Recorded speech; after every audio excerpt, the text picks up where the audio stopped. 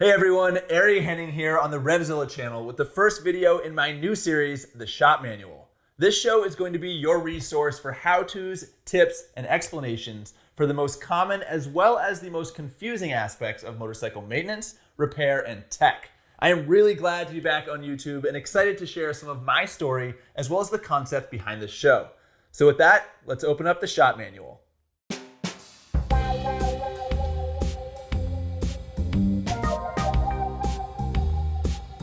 As you can see from my bookshelf up there, I rely on manuals quite a bit when I work in the garage, and frankly, they're how I learned to wrench in the first place. The fact is, I didn't go to a technical school, but I've absorbed enough knowledge from books to fix a lot of bikes, build a couple of championship-winning race engines, and even host the occasional how-to video. So the Shop Manual title is both a nod to my own DIY education, as well as a metaphor for what we want this series to be for you. And that is precisely why the topic for this first episode is shop manuals. What they are, why they're useful, and why you absolutely need one for your bike. Now, we were supposed to be filming this show in the new RevZilla West offices here in Southern California, but that project, like a lot of things, including me getting a haircut, went off the rails due to COVID. So instead, we're filming these first few episodes here in my home garage, which feels appropriate given this show is about getting back to basics and working on your own bike.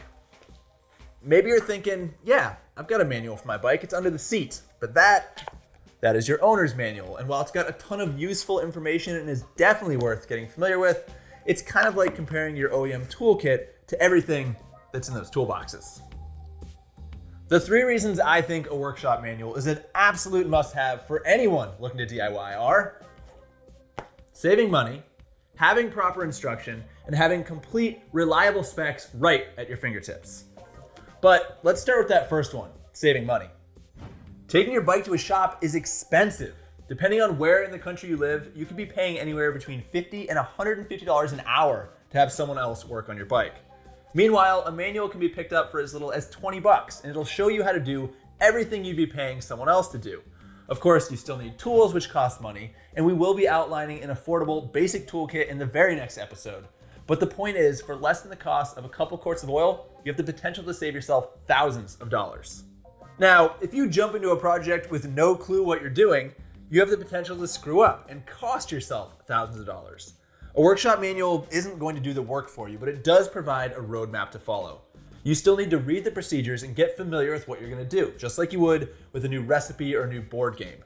The good news is though, these books are based on a complete teardown and rebuild of a specific model by professionals. That means you don't need to rely on the form advice of some guy who claims to be a mechanic, but has the username Jixabro69420.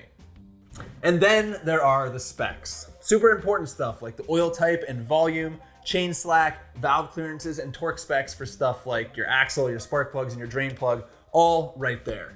You can find some of that stuff in your owner's manual, and you can certainly dig around on the internet to try and find the answers, but there's no denying the convenience and the certainty of having it all in one place from a reliable source. Seriously, try Googling something like SV650 drain plug torque and tell me the results aren't confusing.